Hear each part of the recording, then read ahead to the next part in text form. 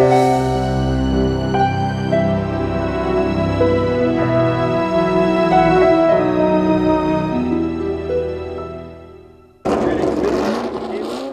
animate the fifth race of the weekend, here now are the single-seaters from before 1966, some of the most essential in the history of racing. All seems ready for the start, and yet the driver of the Brabham BT11 remains bareheaded. It's quite simply Dayton Duncan, qualified on the first line. He just won the preceding race and forgot his helmet in the Lotus 16.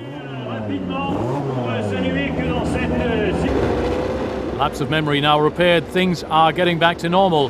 And once again, Duncan the Devil will be among the leaders. In the lead is the Frenchman Flavien Marseille, already victorious in the sports car section. This time he's driving a Lotus 21 from 1962.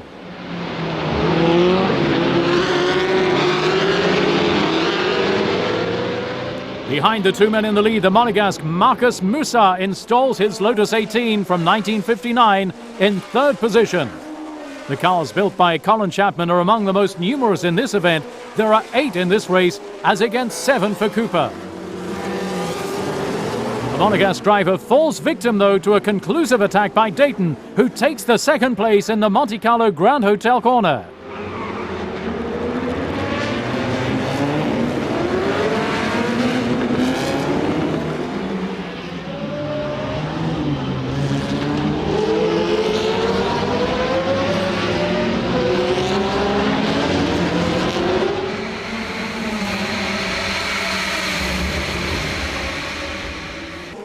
Looking at the group, the brands of the cars help us to understand where it is that we find the birthplace of modern Formula One. With the exception of 2 cars, including a rare Belgian Emeriso, all are English.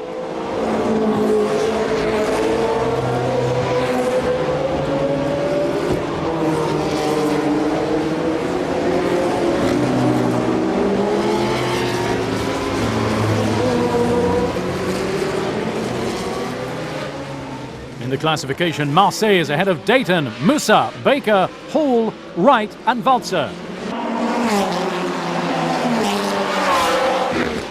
The young Flavien Marseille seems sufficiently sure of himself to control the race. Just behind him, Duncan Dayton is impatient and clearly shows his will to pass into the lead, even if it takes some risks to get there. Enthusiasm is one of the characteristics common to all the competitors, whether they're in the forward positions or with tail enders. The British driver Frank Mountain loses control of his Lotus 20 at the exit to the tunnel, and for him the race is all over. Running hot, Dayton continues his wild race, always to the limit. He, however, manages to overcome the whims of his Lotus. The classification at the end of the third lap confirms the incipient duel between number 31 Marseille and number 16 Dayton. In a more delicate position, Hancock and his Cooper T45 approaches the Saint-Devote corner. The Briton will be the last classified in the same lap as the leaders. Impressive the spin by the Dutchman Van der Croft at the exit to the tunnel. His Cooper will complete only 8 laps of the race. The incessant pace of this race ends up being the undoing of its leader. Marseille also heads off in the Rascasse, but manages to limit the damage. For others, the problems are mechanical, as for the American Delben, who's forced to retire.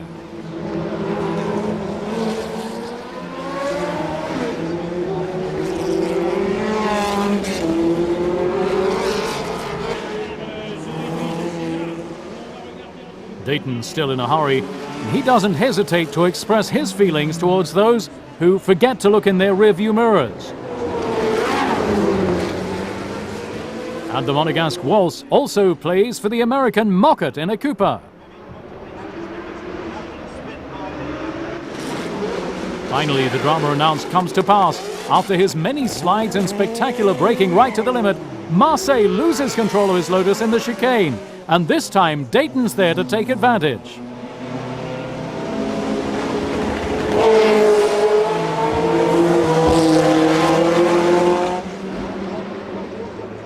Dayton's gotten through. We'll take another look at that spin from the French driver.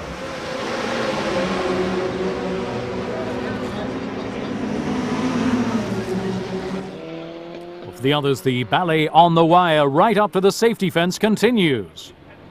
Without any blunders, Duncan Dayton heads towards a superb success at the end of a very tough race. He cuts the finish line after having completed his 10 laps at an average of 101.7 kilometers per hour. Behind Dayton, the most disappointed driver of the race, Flavien Marseille, who finishes 7.5 seconds behind.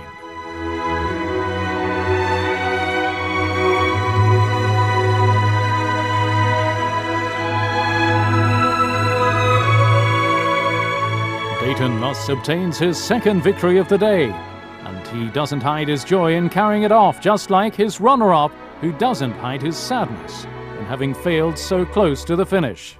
Very good, very good. And Flavien, I spun it, I didn't spin, but I got sideways in oil early on. Flavien pulled away, and then he spun in oil, so in the end, I don't think I would have caught him if he hadn't spun, but it's part of the game.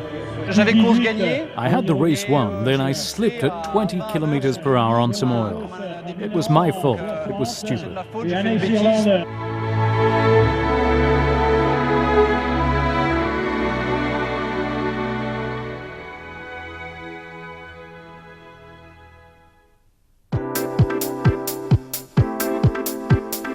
The historic Grand Prix will once again have been a center of attraction for all the actors of the automobile world, even if not all are on the track. It's the case of the FIA president, Max Mosley, the American driver Danny Sullivan, who finished 5th in the Formula One Grand Prix, the Italian Formula One driver Bruno Giacomelli, or of the proud representatives of the Association of Former Formula One Drivers, with names like Roy Salvadori, Cliff Allison, Tony Brooks, Maria Teresa de Filippis and Paul Frere.